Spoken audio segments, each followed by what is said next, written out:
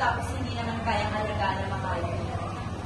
Aangkin ang kinin, pero di naman kayang paliligan. Ano yun, ikaw?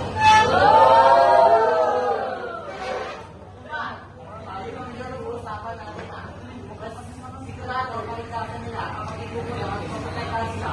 Kesa, kaya ang pag-alagala. Yun naman pala eh, ba't nandito ka pa?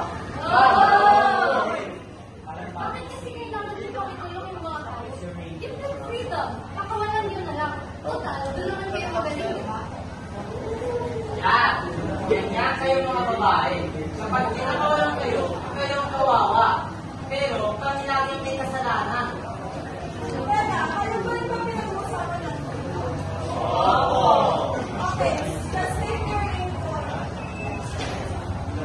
dapat pinapakawala ng mga hayop dahil mas namamatay sila kapag sa pamanila ng pag-aalaga ng mga tao matutulong sa kanila. They should eat the land they are used to.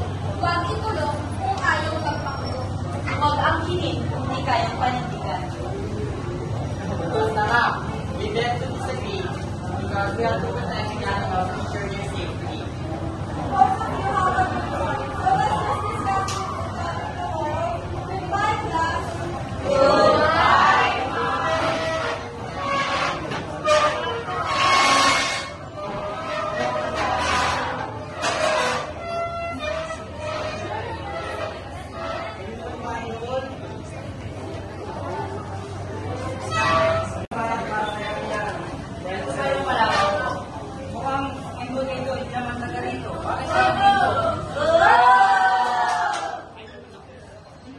Ay, Koseman, ipandurukot ka lang naman. Kamusta pare? Tip-tap, bago. Tinamukha mukha mo, walang pagbabago.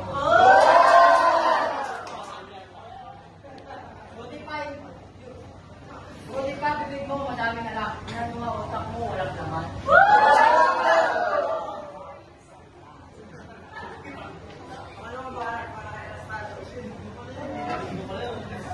Bata ka pa lang, meron tayong baby ka. Madalas kang mawin ng tatay mo, naka-baby ka.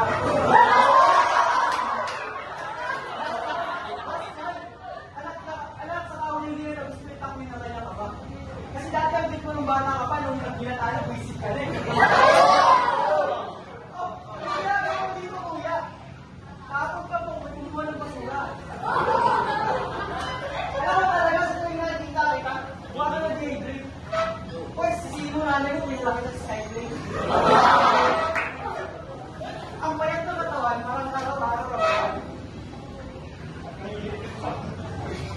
Pare, parang nakita na kita dati. Ikaw ngayon yung manliligaw natin. Kapilas na kasi ibig na magpapalat pa natin, hindi mo talaga atin.